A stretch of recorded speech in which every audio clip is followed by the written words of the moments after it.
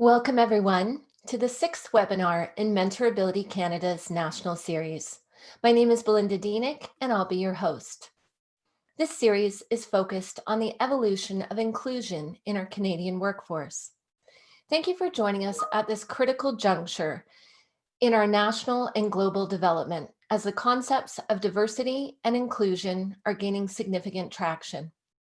While diversity and inclusion speak to many important groups of people, our national series is focused on Canadian citizens who experience a disability, while honoring the unique impact of personal histories and overlapping identities and experiences.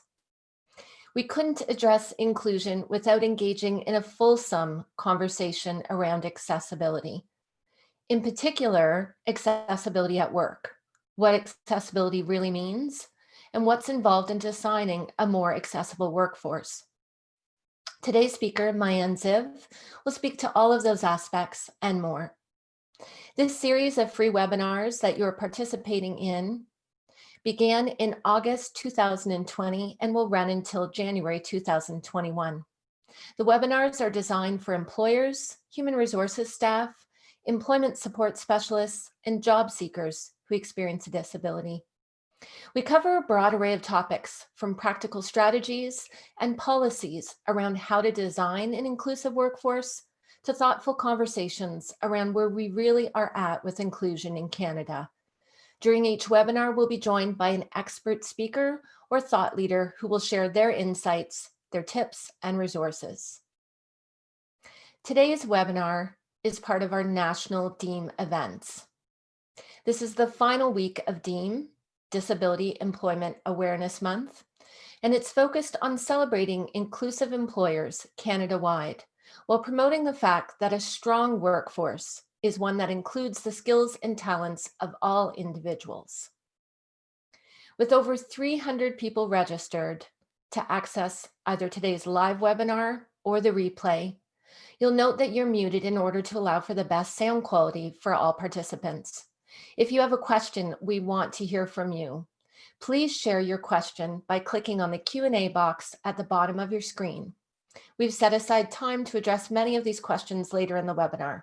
However, feel free to add them at any point during the presentation.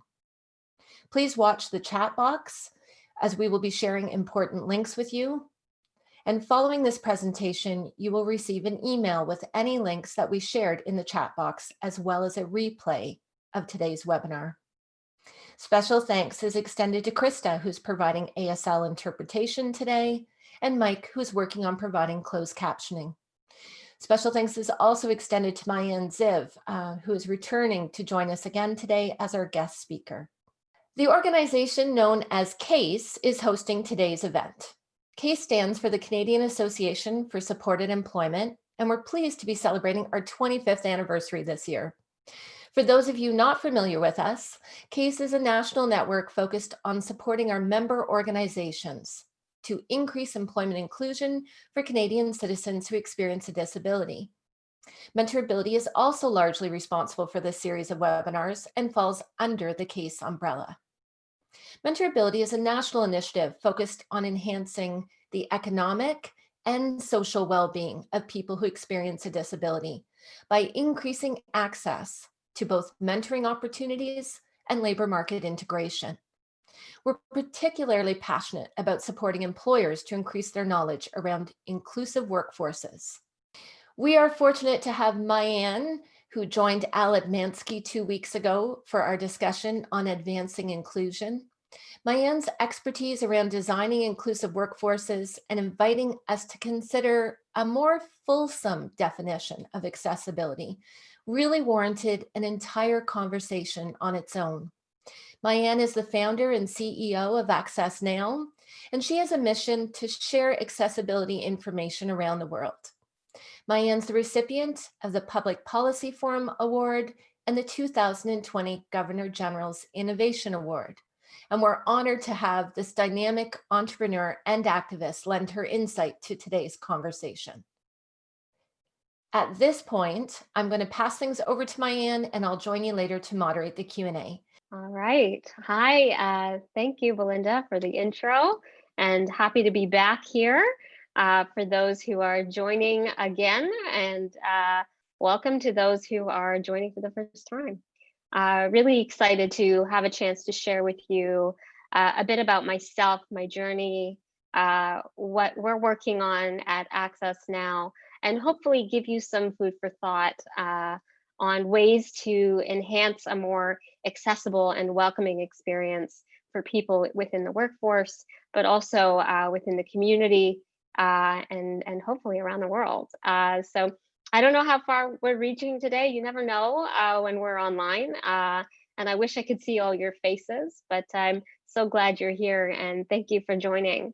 My name is Maayan Ziv. I have a disability. I use a wheelchair. And now that I'm on Zoom, I'm basically just a head and shoulders, but I use my wheelchair to get around and have throughout my life. I was born with a type of muscular dystrophy, and I thought what I'd do is start by just kind of sharing some context around my life specifically, and kind of creating a humanized level of a conversation. So I'm going to start there, and then leave some time also for Q&A. So if you have any questions or things that come up for you while I'm talking, please make note of them, share them in the Q&A box, and we will get to them near the end. So I was born with my disability, and I was very lucky because I grew up in a family that kind of just allowed me to figure it out for myself. I had the opportunity to work with my parents and my sisters, and then with my schools to define what my abilities would be, as opposed to my parents coming and saying, well, you can't do this or you can do that. They really kind of stepped back and gave me an opportunity to figure it out in a safe setting. And as I was kind of growing up, there were many places and experiences that I was coming across as a young person, even that I started to realize that I was a bit different. I early memories, even being on the playground during recess and noticing, my friends wanting to run and go somewhere, and then for me trying to figure out a way to still be involved in that activity as I was using a manual wheelchair. And even at that time, I started building different strategies. I was like 8 years old, and I would try and find ways to either incentivize people to, do a different game that I could be involved in. And maybe I was, the strategist or the spy, or I would find ways to just be involved in general. And I was using my skill sets that I was just starting to develop in a very different format than a lot of my friends. I had this kind of self-awareness that if I wanted to get ahead, if I wanted to, hang out with my friends on the playground, or go to the school that was integrated with people with and without disabilities, then I would have to probably work a little harder. And there's a reason that I'm sharing all this, but it's important to kind of think about, for me at least, I'm 8 years old and I'm having to do things that most of my friends aren't having to do. I'm working through challenges or predicaments that most of my friends are not thinking about. And as I've grown up, this has been kind of a theme in my life. And if you are someone with a disability, you'll probably nod in agreement that, yeah, that's totally something that I've experienced as well.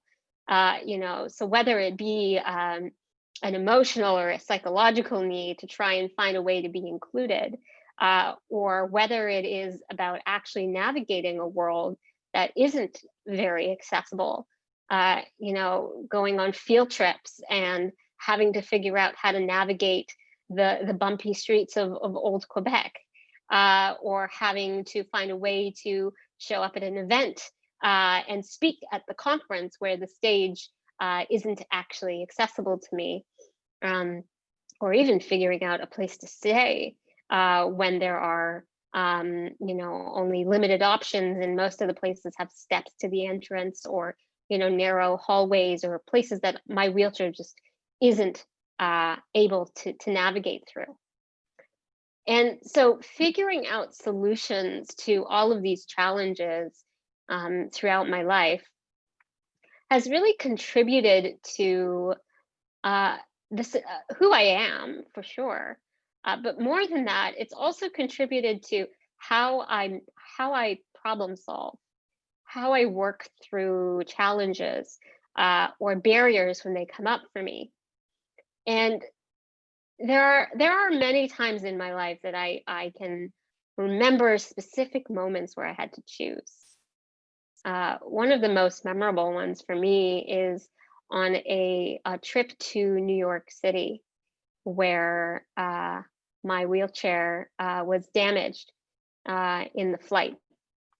Um, Basically, they tossed it out of the plane by accident, but my wheelchair was totaled. And when I arrived to New York, I had no wheelchair now, and I was pretty devastated for obvious reasons. I had done all the work to get organized, to make a trip, to plan it, to show up, at places I knew would be accessible for me, and in general have a great time. I was there to take photos, and I was really excited about it. And I showed up, and I just couldn't do any of that. So about for 24 hours, while arguing with the staff at the airport and with the airline about having to find a way to navigate or figure out what I could do, or I needed a replacement wheelchair or a repair or something. I had about a day of this, and I had to make a decision. Was I going to let this moment just take over and ruin the rest of my trip? Or was I going to make a choice to work through this problem and come out the other end with probably, a different way of getting around than I wanted, or a different speed or a different comfort level? But was I going to continue anyway? And, there are moments like this in all of our lives where we're faced with obstacle or challenge or adversity. And we have two options. We can allow those chances to defeat us, or we can view those challenges as opportunities. It's easier said than done. And often when you're in that position, it's like the last thing you want to do is, go through a course in self-improvement. But what I find is that when I look back on my life, and when I look at the time that we're in now, these moments of adversity, when I've embraced them, when I've worked with those challenges, I have often found opportunity. Opportunity to be creative, to design new things, to have more fruitful or more substantial stories or memories.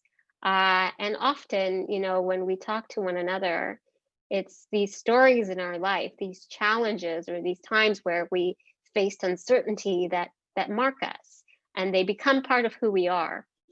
And in my own life, I'm quite grateful for that opportunity. And so, often when I meet people and they've never encountered disability in their life, or they're uncomfortable or they don't know what to do, there can be an assumption that my life is less, or that my life has a tone of sadness to it. What a smart girl, but too bad she can't walk. Has literally been something that's been said to me. And when I was young, it used to really bother me. And as I've grown up, I found that I actually almost laugh at that now. Because what I see in assumptions or statements like that, when people view disability as a negative or as a hindrance, uh, those people are missing out uh, on opportunity, on a lot of beauty that comes with having to be flexible and creative, uh, and and with a chance to grow and to do things differently. Now, if you run an organization, if you work for a company, if you're in charge of an HR department, if you need to hire someone, what are some of the things that you look for? Someone who can problem solve, someone who can be agile, someone who doesn't let difficult moments stop them from continuing, someone creative, someone who knows how to articulate their needs or communicate what's important. Um, these are many of the things that people with disabilities often have to do every day in their life. Our lives, and although not totally fair that we have to do this, but our lives present to us an opportunity to be creative, to be agile, to push through difficult times and continue. And to me, that is one of the best assets that you could possibly find in a employee or in a colleague or in a culture in general. And so, you know, for me, when we come to these conversations about employment and disability, uh, I really like to shift the thinking about how we approach these things. At Access Now, we've been doing this in general. So a little bit about Access Now, if you haven't heard about it before. A few years ago, kind of based on my own life experience, I just grew so frustrated with the lack of accessibility in my own life. You know, going to New York or traveling somewhere. I was working as a photographer and I was constantly just I was doing a lot of research just to find places that were accessible, whether it was for work or for, just going across the street to grab a coffee in a neighborhood I didn't know. All of these moments where I face inaccessibility or uncertainty, they just grew up so much within me that I got so frustrated to the point that I decided that I wanted to do something about it. And so I kind of went on this entrepreneurial path and built a platform called Access Now that is about connecting people to information about the accessibility of places. So when you think kind of about Google Maps or TripAdvisor, we're focused purely on accessibility first. And through a community of crowdsourcing, we have developed a platform that allows people to search for places, find out if they're accessible to them, and contribute their own reviews and their own experiences to the whole. So that the more that people share, the more valuable the platform becomes, the more useful it is. And to date, we're sharing information in over 34 countries, just by the sheer nature of people getting involved, and now partners and companies getting involved, sharing information about what they know and what they have, so that people can just be empowered to navigate the world with a bit more ease. And so in doing all of that, I've found that we have this opportunity now to also engage with other companies and other people.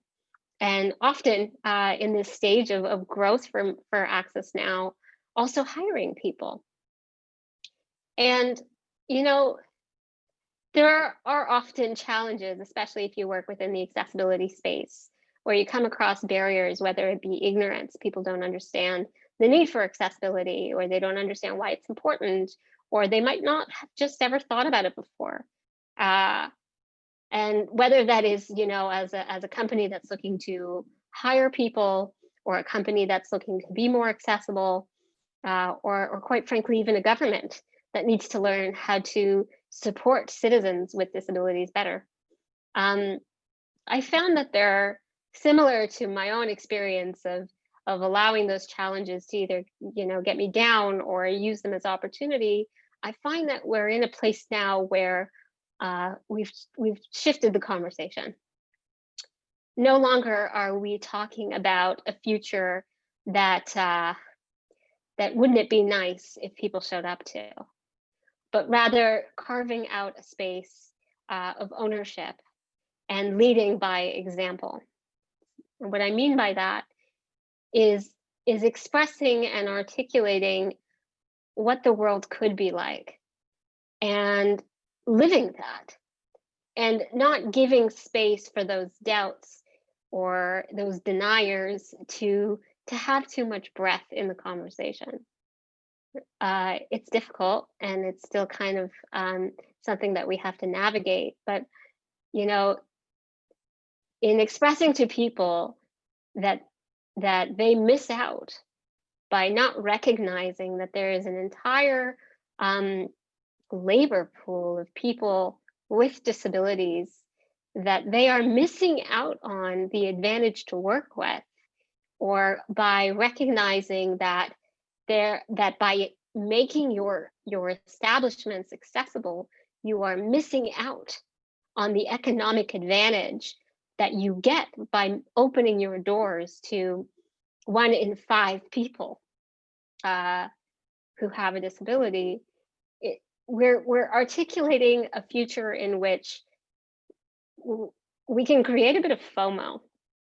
And that's hard to do, but I really believe that if we lean on the positive, if we can convince enough people to be part of this vision, we can shift the conversation from being a regulatory one, or being an uncomfortable discourse about morality, to being a conversation about incentive, to being a space of competitive advantage.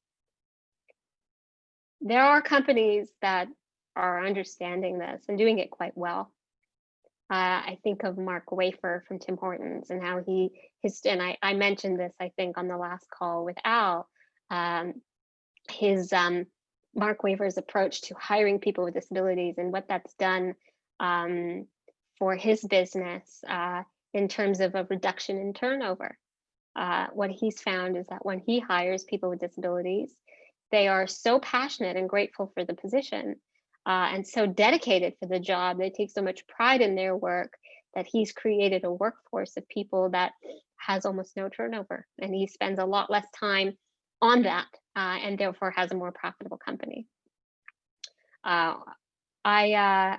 I think about companies like Microsoft, who have, at a cultural level, created and articulated the importance of creating an inclusive and accessible workforce that is diverse, including people with disabilities, from every step of the design to the marketing to the communication, or any part of the process in what they do at Microsoft, to the products that they are creating, and ensuring that those themselves are accessible, down to the packaging. There's this amazing story at Microsoft of a box that they created for the Xbox adaptable controller. And that box was initially designed to be accessible itself. They thought through the process of ensuring that if someone is purchasing this, it's probably because they might have different needs or different mobility in their hands. Let's reduce the barriers to even opening a box, giving people the independence they have to open it themselves. What an amazing example of leadership. One that I think now, especially in this age where everything is tech, the way we're talking today is tech. The way that we are designing this kind of new world of our workforces, tech. Ensuring that these new workplaces, whether they be from home, virtually, whatever the case may be, that they themselves are accessible. is a really important component of leadership. When COVID first started to get really serious in about March, we realized that the world was not prepared to be accessible the way that people with disabilities have always advocated for.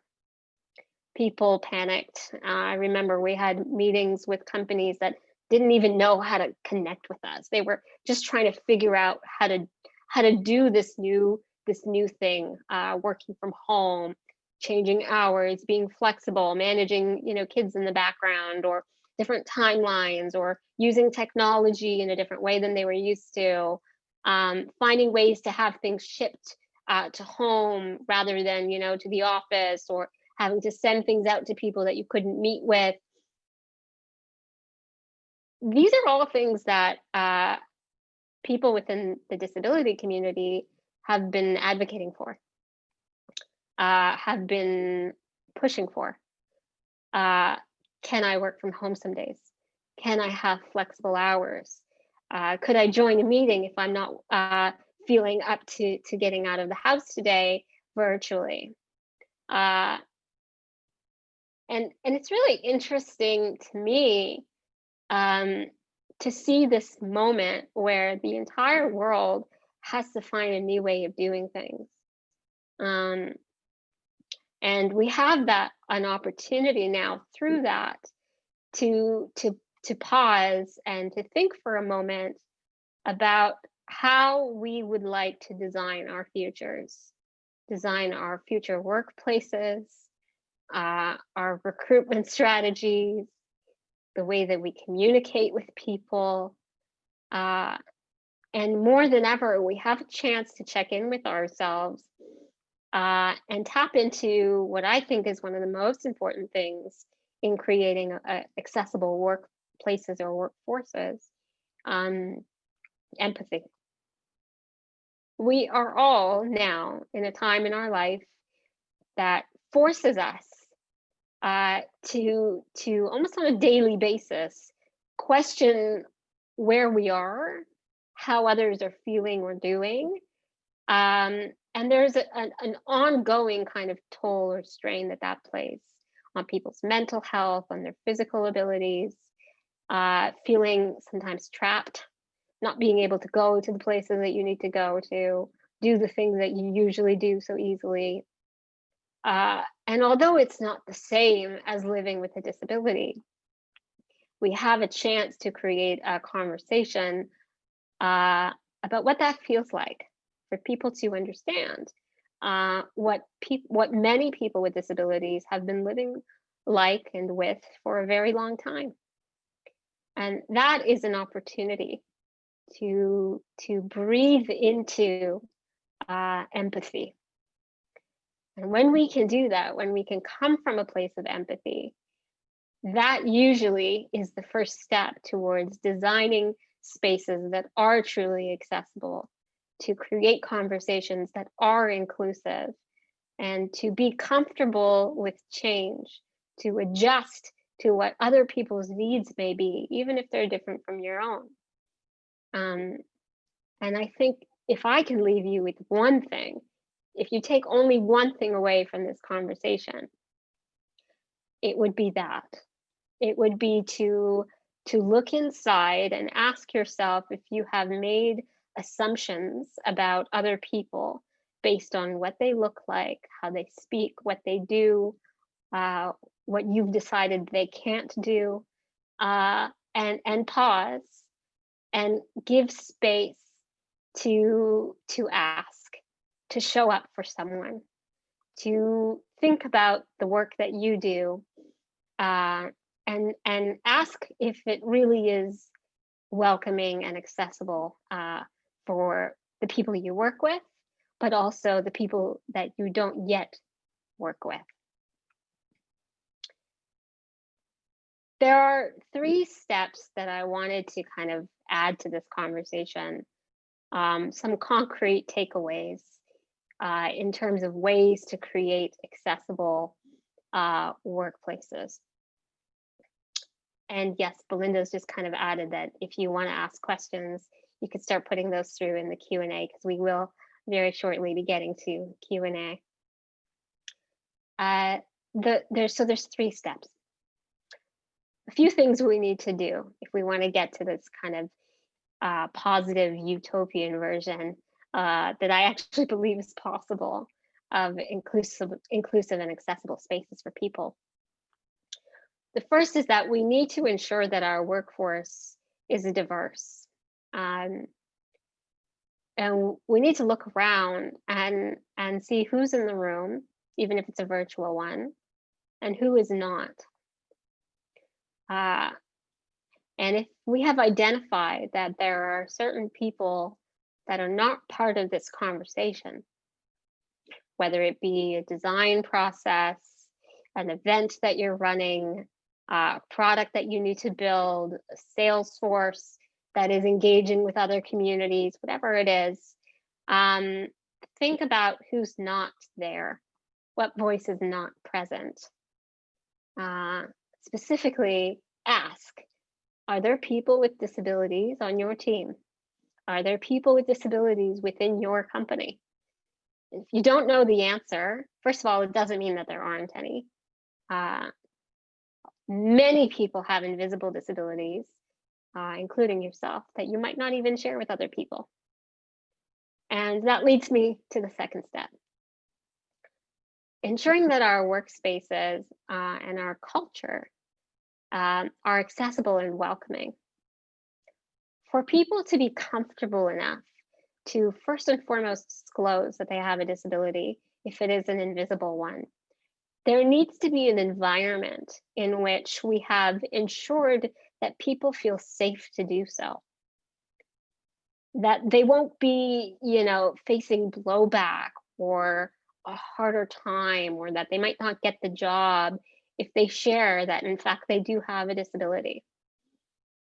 A friend of mine, Ricardo, has this really amazing example where he shares from Microsoft. He shares about this experience of what I mean. So let's say you are at a conference. Remember when we all used to be in one room together? You're at a conference and the lights go out. And then everybody says, oh, I can't see now. I can't do this conference anymore. I can't engage. We don't talk about the lights or the light switch as being a form of accommodation. This is an accepted tool that everybody understands that is necessary when it's dark and we need to be able to see. We turn on the light. Now, for someone who's blind, this is a welcome to my world experience. In which all of a sudden, the person who doesn't need the lights to navigate, who's used to experiencing a world without sight, is the person with the strength. But we don't look at that person as someone with strength. We look at that person as someone with a deficiency. So if we flip it, when I show up in a room, I don't need a chair.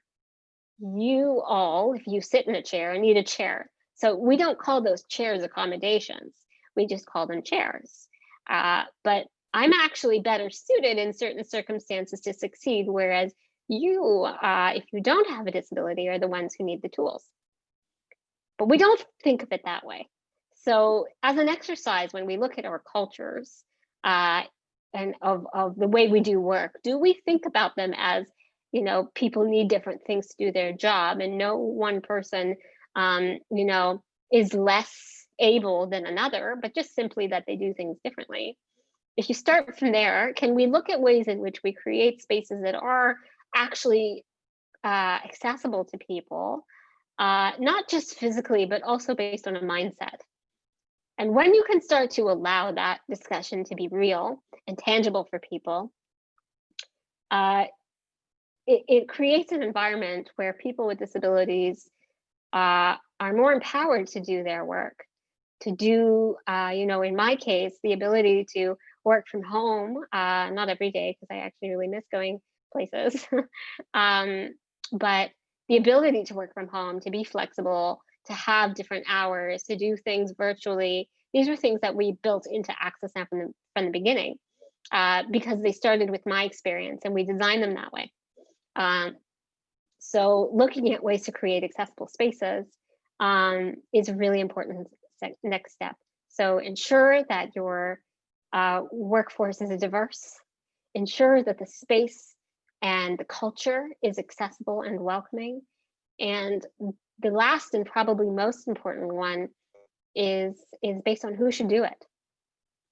Who should be responsible for ensuring steps 1 and 2?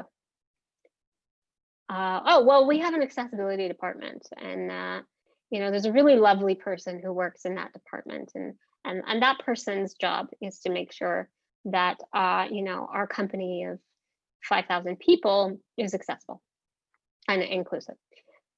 That is not a well working model. That is a very broken model. And unfortunately, that's the model that when you come to speaking about disability, we are still facing. Or, oh, well, that one person in HR might have some experience in the background of their life that informs the way that they approach disability. And therefore, we might have a few more people, with disabilities on a specific team. It can't be that way. So I'm giving you bad examples first, and I'm going to give you good examples. I argue that we each share the responsibility of making our spaces accessible. We each are responsible for ensuring that the work we do, the way we speak, and the things we build are accessible, are inclusive, and it cannot be just one person's job to almost be the accessibility police. That voice is small, and the actions that one person has to create takes so much time. And often that person is not given the credit that they deserve. This might be you. You might be nodding, going, "Oh my God, that like you're describing my job right now or my life right now." If you've shown up at this session, you probably have some motivation for doing so, and you're probably already, somewhat converted based on the things I'm talking about. But imagine now if we understood, and it was almost an assumption, a baseline, that every single person was responsible for making our spaces inclusive and accessible. So that if you are a designer, making sure that the things that you design are digitally accessible. If you are someone who creates events, making sure that those events are accessible, that there's captioning, that there's ASL, like this event. Or if you are someone who is responsible for hiring people, making sure that the hiring process itself is accessible, that the way people submit applications online is through a platform that is digitally accessible, that the way in which you communicate with people is flexible, and that there might be different supports that somebody might need to even show up at that interview. That the questions you ask or the language that you use is open and inclusive enough that it doesn't add some accidental pre-baked assumptions of disability being less. That's hard. That's a hard one. That takes time. But even the language we use can be accessible or not. Calling someone wheelchair bound, or I'm just going to leave it at that, because again, I'm not going to breathe too much space into the negatives. But there are words that we use that, even if we don't know, create barriers for the way people feel and the way that they are either welcomed into a conversation or reminded accidentally that they are different. So some people are adding some comments in the chat on different words that they've noticed. Taking the time to start from empathy and then learning and asking and not being afraid to ask tough questions without making assumptions about what somebody wants to be called or how they should do their work. These are the types of things that we need to do if we're really going to shift our cultures to being accessible and inclusive. It's important to recognize the value in disability and not see it as a shortcoming. If we start from there, we start from empathy, we can create very accessible and inclusive spaces that contribute to companies that thrive. And I think that's one of the most important challenges we have when it comes to the story of disability and employment. Now more than ever, we have seen how our lives are constantly questioned and challenged. The status quo doesn't work anymore. So it's an amazing time to rethink and redefine the ways in which we want to do things moving forward. We can include people and thrive, or we can accidentally make decisions that exclude people. And so being intentionally inclusive is really what's required to get to a place where workplaces, workforces, companies, and communities are truly accessible for everyone, disability or not. So those are my formal remarks. What I'd like to do now is invite Belinda back and take some time for Q&A. And thank you for listening so far. Thanks, Maayan, for framing and really inviting us to consider some of those broad brushstrokes of change that need to happen if we're really going to truly create inclusive workforces and workplaces. Lots of great questions coming in. I'm conscious of our time and I'm not sure if we'll be able to answer them all. We would like to make the commitment that what we can't answer live, we will ask Maayan for her feedback and it will be shared and sent out when we send a replay to everyone. But let's see what we can tackle in our time together. So the first question comes to us from Cheryl. Any advice or wisdom for those who assist workers with acquired permanent injuries in returning to the workforce, in having conversations with employers about accommodations, including accessibility? Great question, Cheryl. So I can't promise that I'm going to know all of the answers to all of your questions. But what I would say is that, when you experience a change in your mobility or you're experiencing new disability, personally, that is quite a big challenge because you're forced to wrestle with difference. And often what I've seen from engaging with people, it's on a personal level that can be a difficult moment.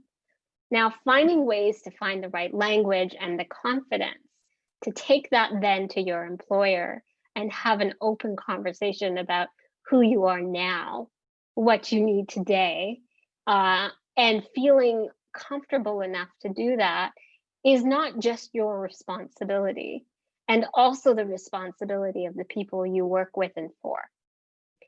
So sometimes if you don't feel like you can have that blunt or direct conversation initially because you don't feel safe to do that, which is fine and understood and a valid place to come from, sometimes sharing information about ways in which the workforce or the workplace or the tools that are used can be accessible or open to more people could help set the groundwork for a more intimate or personal conversation about who you are and what you need. Giving people a chance to kind of think or check in on, hey, am I really making sure that these spaces are working for people? And often even just asking that question could be a first chance. But at the end of the day, and as many people with disabilities will say, these are moments of bravery where you have to be vulnerable and put yourself out there. And I very much hope that you work at a place where the people that you work with will be positively responsive to that. But unfortunately, I'll tell you now, we're not yet at a place where every employer or every company is there. And that's part of the, I'll say, fight that we still have to do. Great, thanks, Maayan. Our next question is anonymous, and it says, can you recommend any resources for job seekers in Ontario who would like to focus their job search on inclusive and accessible employers? Oh, my brain is thinking about new things Access Now could do. How can we find these employers who are more likely to have a culture that is accessible? Okay, great question. So some of the things that even just at Access Now that we do, being connected to companies that are kind of dialed into this space, is share, opportunities or job offers when they come through. If there's kind of a call for proposals or a job application that's open, through our social media, we will often kind of share and promote these. What I find is a good place to start is, and that's not to say that every person with a disability has to work, in the space of accessibility. For me, that was like a big thing. Like when I first started, building my photography career, I did it almost as a point. People assume that I would go and do something that involves disability or do something that involves access, and my disability doesn't define me, and therefore my whole world doesn't have to be about ramps and elevators. It is now, and that's kind of a funny thing that's happened to me, where I kind of found myself back where I initially didn't want to start. But this is kind of a tangent aside. The point is, what I'd say is that now what I find is that if, let's say you're earlier in your career, and I'm not sure if this is true or not for you, but starting from a place where people are looking for this type of skill set, in terms of leaning on your strengths and your domain knowledge about accessibility, I have seen lately more than ever a kind of an emergence of roles that are looking to hire, whether it be people on kind of part-time or consultant roles to advise on access and inclusion, or to be part of teams that are working to kind of break down barriers for people. This is kind of a larger diversity and equity agenda that we're seeing kind of across Canada. But I'd say that look for messaging from companies where you see kind of signals that this is what they're open to. Sometimes it'll be, on our website when we hire, we say we encourage people with disabilities to apply, for example, just as a little note to say, like, we want you here. But I would say that might be a good place to start. Hopefully that's helpful. Thanks, Maayan. That's great. So looking for the messaging, and you've noted on websites and just the overall communication around inclusion statements. The next one, again, is anonymous. I want to advocate for accessible workplaces and have more people with disabilities in our team. Do you have any tips on how I could approach my employer or company about this? Yeah. So great question. And this is kind of what I've been trying to speak about throughout our time together. I'd say, finding examples out in the world that you can bring to someone on your team to say, I've seen this website, for example, or this company just invested in making their technology, or, whether it be outward facing or inward facing, very accessible. Look how well it's designed. I think we could do something like that if you're talking about tech or product. Finding examples where other companies are doing really well, succeeding, and bringing that to a discussion as a tangible way for people to see that's what we can aspire to do, that's what we can aspire to be, I think brings a nice sense of strength to the conversation, as opposed to saying it would be nice if we helped people.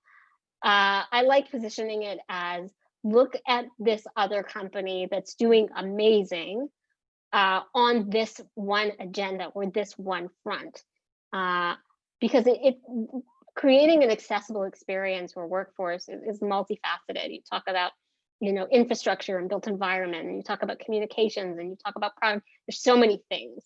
So if you have kind of a specific angle, sometimes it's good to just start with one thing. And I'll also say that one of the things that we do, a little plug for Access Now, is we have a program called MAP Missions, where we basically invite corporations or employers to go with us on, now we're doing them somewhat virtually, but we we do a training session. We talk about accessibility, why it matters, and then we give people the task of actually going out into their communities and mapping, the coffee shop that they usually go to, or a park nearby, or whatever it is, and we give them an opportunity to internalize the experience, so they have a hands-on moment of looking for accessibility in the world, and that's usually kind of a first aha moment for people to go, oh wow, I never realized things weren't accessible. And from there, then you have like a bigger discussion. So having chances for people to actually do things, engage with people, show up at an event like this one, or go on a map mission with us might be a good place to start. Thanks, Maayan. I'm conscious of our time, so maybe we can squeeze in one last question. And again, for Kim and Christina and all of the people who posted, we'll ensure that Maayan still shares her answers and that we post those and share them with everyone who's viewing today.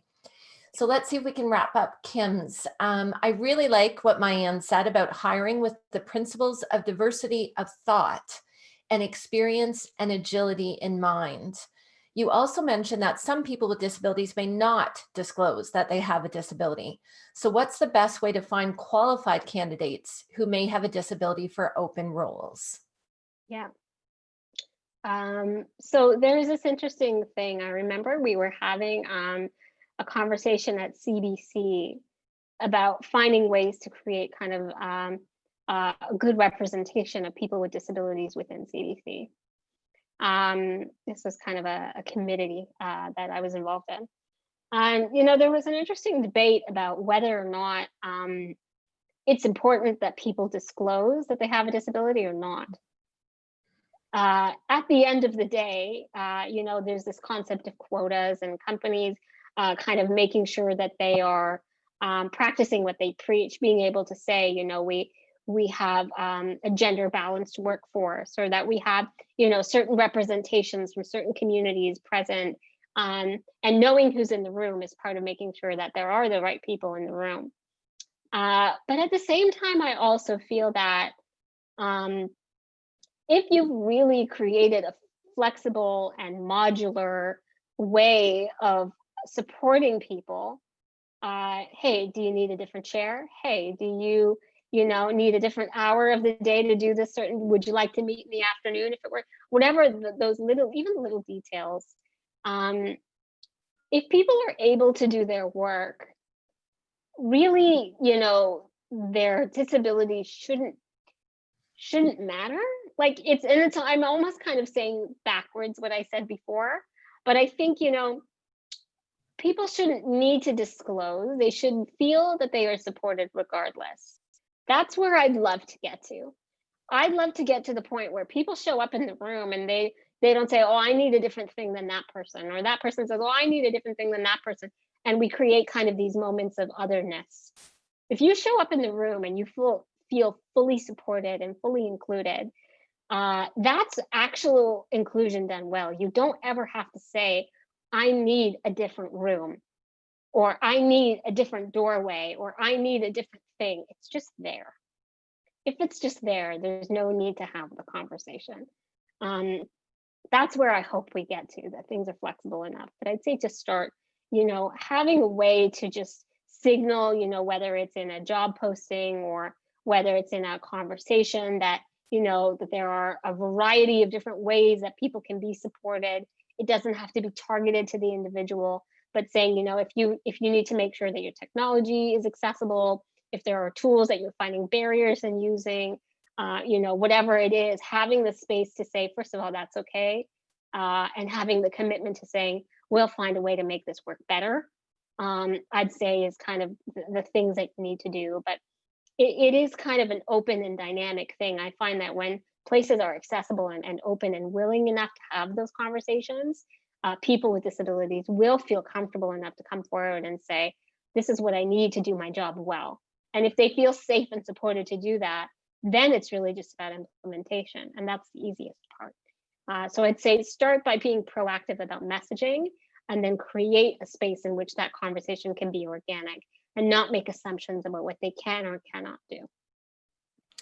Thank you, Maayan. I'd like to invite everyone to hold on. We do have a really important announcement coming from MentorAbility, and I'd like to just thank Maayan well at the end, given her time and expertise she shared with us today. We'll talk really quickly about MentorAbility's official launch of its Employer Inclusion Challenge. This challenge is focused on supporting employers to increase their inclusion and diversity efforts by connecting employers with free resources and consultations around your specific needs. We're committed to supporting Canadian businesses in advancing your inclusion efforts. So if you are a Canadian employer who's on the line with us, or you're involved in human resources or an HR director, you won't want to miss this great opportunity. The first step is to click on the survey link, which Kenny has provided in the chat box, and fill in a short questionnaire. And from here, our team will ensure that you're connected with information and resources in your local community.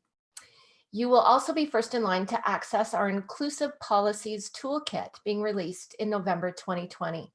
And you're welcome to stay connected with us on Twitter, Facebook, Instagram, and LinkedIn. And you'll find the links to our social media platforms in the chat box, and they'll be posted as well on the resource page in the follow-up email. We also hope that you'll join us for our next webinar on November 12th as we discuss employment as a pivotal pathway to citizenship with Carol Blessing from Cornell University. There is still 1 week to register. Please visit us at supportedemployment.ca/MentorAbility webinar series. Thank you, Maayan. Oh my goodness. As always, you invite us to consider a comprehensive picture of accessibility. And you really invite us to approach it from a different angle that many of us enter the conversation from. Thank you for sharing your lived experience and your expertise. I'm confident that we've all benefited in incredibly unique ways from your discussion with us today. Until next time, this is Belinda Dienig and Maayan Ziv thanking you for your participation on behalf of the MentorAbility Canada team. Thanks for joining.